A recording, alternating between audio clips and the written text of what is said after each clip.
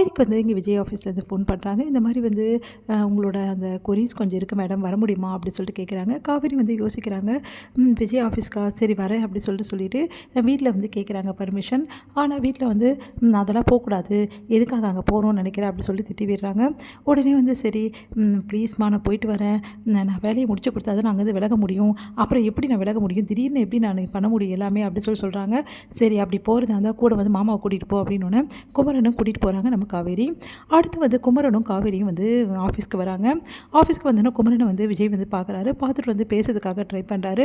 ஆனால் குமரன் வந்து முகம் கொடுத்து கூட பேசாமல் அவர் வந்து அப்படியே வந்து திமிராக நடந்துக்கிறாரு. அவர்கிட்ட என்கிட்டலாம் பேசாதீங்க, உங்ககிட்ட பேசுறதுக்கு எனக்கு விருப்பமே இல்லை, என்கிட்ட எப்படிலாம் பேசி என்னை ஏமாத்துறீங்க, இதுக்கப்புறம் என்கிட்ட பேசக்கூடாது அப்படின்ற மாதிரிலாம் பேசிடுறாரு. அதனால் என்ன பண்ணுறதுன்னு விஜய் வந்து தவிக்கிறாரு. இந்த சூழ்நிலை காவேரி கிட்டே வந்து பேசிடணும், இன்றைக்கி கண்டிப்பாக காவேரி கிட்ட நிறைய விஷயங்கள் நம்ம பேசணும் அப்படின்னு சொல்லிட்டு விஜய் வந்து யோசிக்கிறாரு. காவேரி பார்த்தோன்னா அவ்வளோ சந்தோஷமாக இருக்குது. அப்படியே வந்து காவேரி வந்து போயிட்டு அப்படியே ஹக் பண்ணிவிட்டு அப்படியே காவேரி வந்து போக விடாமல் தடுக்கணும் அப்படின்னு சொல்லிட்டு யோசிச்சுட்ருக்காரு விஜய். இங்கே வந்து காவேரி வந்து விஜய் பார்க்குறாங்க. பார்த்துட்டு சந்தோஷம் தாங்க முடியல. அப்படியே வந்து மனசில் அவ்வளோ சந்தோஷமாக இருக்குது. அதுக்கப்புறம் கிட்ட போகணுன்னு போகிறாங்க. அப்புறம் வந்து காவேரி சீக்கிரம் அந்த வேலையை முடிச்சு கொடுத்து சீக்கிரம் வாமா அப்படின்னோடனே சரின்னு சொல்லிட்டு அந்த மேடம் வராங்க. அவங்ககிட்ட வேலையை முடிச்சு கொடுக்குறாங்க. காவேரி விஜய் கிட்டே பேசலாமா அப்படின்னு சொல்லிட்டு தோணுது. என்கிட்ட வந்து பேசலாம்ல, ஒரு வார்த்தை ஏன் பேச மாட்டேங்கிறா அப்படின்னு சொல்லிட்டு மனசிலே நினைக்கிறாரு நம்ம விஜய். இங்கே 2 பேருமே ஒருத்தர் மனசை நினச்சிக்கிட்டு அப்படியே வந்து கிட்ட நெருங்குறாங்க. அப்போ கரெக்டாக அங்கே வந்துடுறாரு குமரன். டைம் ஆயிடுச்சு காவேரி போகலாம் அப்படின்னோட மேடம் இன்னும் கொஞ்சம் வந்து ஒர்க் இருக்குது மேடம், அதெல்லாம் இப்போ பண்ண முடியாது, டைம் ஆயிடுச்சு கிளம்பலாம். சரிங்க நான் இன்னொரு நாள் வந்து இதை பண்ணி கொடுக்குறேன், கிளம்புறேங்க அப்படின்னு சொல்லிட்டு காவேரி கிளம்புறாங்க.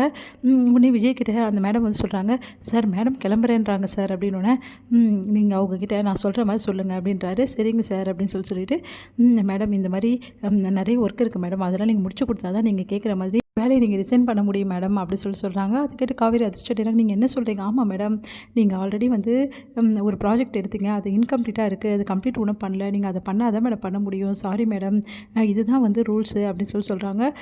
உடனே வந்து யோசிக்கிறாங்க காவேரி.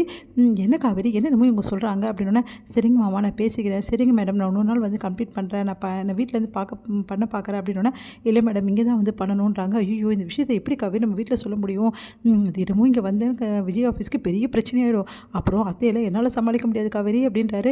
சரிங்க மாமா பேசிக்கலாம் வாங்க அப்படின்னு சொல்லிட்டு போக பார்க்குறாங்க. விஜய் எட்டி பார்க்குறாங்க. என்ன பார்க்குற காவேரி அப்படின்னோடனே, காவேரி வீட்டில் பெரிய பிரச்சனைனா வா போகலாம் அப்படின்னு சொல்லிட்டு கூட்டிகிட்டு போகிறாரு. இங்கே விஜய் வந்து அப்படியே ஒளிஞ்சிருந்து காவேரியை பார்த்துக்கிட்டே இருக்காரு. மனசே கஷ்டமாக இருக்குது விஜய்க்கு. சார் நீங்கள் சொன்ன மாதிரியே சொல்லிட்டேன் அப்படின்னோடனே, காவேரி எக்காரில் கொண்டு வந்து இந்த வேலையை விடக்கூடாது, அது மட்டும் கிடையாது, காவேரி ஆஃபீஸ்க்கு கண்டிப்பாக வரணும், அதுக்கு நீங்கள் தான் பொறுப்பு அப்படின்றாரு. அதை கேட்டுட்டு வந்து சரிங்க சார் நான் அப்படியே பண்ணுறேன் அப்படின்னு சொல்கிறாங்க. அப்படியே சந்தோஷம் தாங்க முடியல விஜய்க்கு.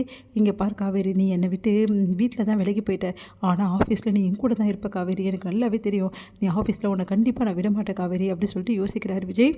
இங்கே வந்து விஜய் வந்து பார்த்தது அவங்ககிட்ட அப்படியே வந்து பரிதவிச்சது, அதே மாதிரி காவேரி பரிதவிச்சது எல்லாத்தையுமே வந்து காவேரி நினச்சி பார்த்து மனசை கஷ்டப்படுறாங்க.